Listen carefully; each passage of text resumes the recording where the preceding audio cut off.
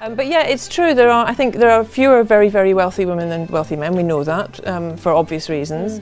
And the women who do have money tend not to invest in political parties, because political parties are basically organised for men by men. And if you are a man with lots of money and you're a businessman and you want to put money into changing politics, you can, because there's a majority of men who will see you and hear you and work with you.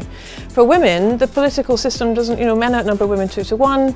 The legislative process consistently overlooks women's experiences and women's needs. And Chancellor after Chancellor stands up and says we're investing £23 billion in physical infrastructure, men's jobs, road building, house building, bridge building. They never invest in childcare. So you don't see that sort of, there isn't that impetus from women with money to think, I'm going to invest in politics. Obviously, I'm hoping to change that. If there's any very wealthy women in the audience, come and have a word afterwards. But it's a very, very different story doing politics with women and for women. And so we sort of sat down and we thought, what does women's equality look like? How do you achieve women's equality?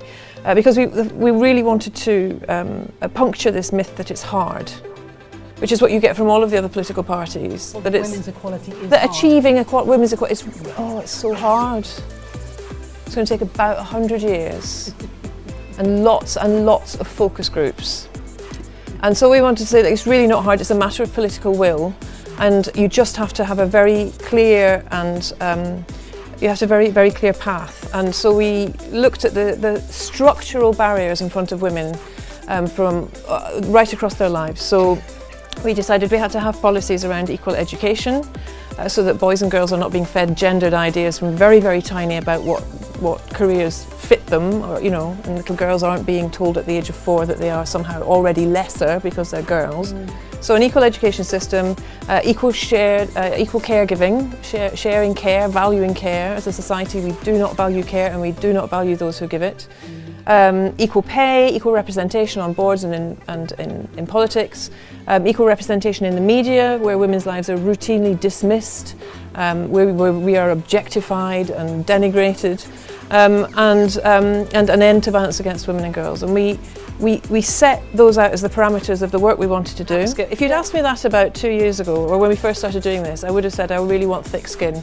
I want armour plating, please. I love that. Yeah. But actually, I now realise that there is real value in politics to having a very thin skin, to being empathetic and to being able to feel and sympathise with other people, particularly because as women, we are told our whole lives to be small, to behave in a certain way, to keep our voices muted, to you may only engage if you behave in a certain way and we will only listen to you.